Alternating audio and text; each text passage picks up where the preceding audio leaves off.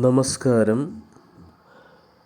ഇന്നെൻ്റെ ചാനലിലൂടെ ഞാൻ പറയാൻ പോകുന്ന വിഷയം നമ്മുടെ വീടുകളിൽ എങ്ങനെ എലിശല്യം ഇല്ലാതെയാക്കാം എന്നതിനെക്കുറിച്ചാണ് ഞാൻ ഈ വീഡിയോയിലൂടെ പറയാൻ പോകുന്നത്. വീടുകളിൽ ഒരുപാട് എലിശല്യമുണ്ട് എങ്കിൽ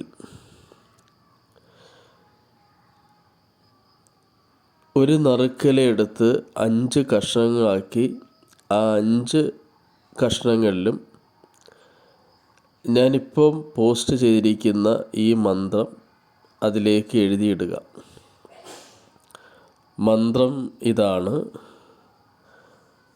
ഓം നമോ ഭഗവതേ ശ്രീ മദനമൂഷികൻ ഗണപതി പിള്ളയാർ നീട്ട് ആനയരജൻ നീട്ട് എലിയരജൻ ഇപ്പുലത്തിൽ നിന്ന് മറുപുലത്തിൽ പോക സ്വാഹ.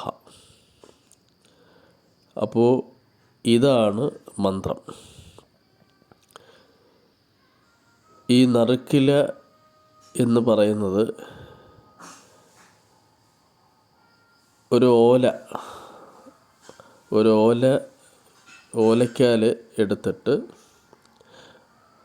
അതൊരു 5 കഷ്ണങ്ങളാക്കിയിട്ട് ഓരോന്നിലും ഈ മന്ത്രം എഴുതുക. മുറിക്കുള്ളിലാണ് എലി ശല്യമെങ്കിൽ മുറിയുടെ 4 മൂലയിലും ഈ കഷ്ണങ്ങൾ ഓരോന്നായിട്ട് 4 മൂലയിലും വെക്കുക.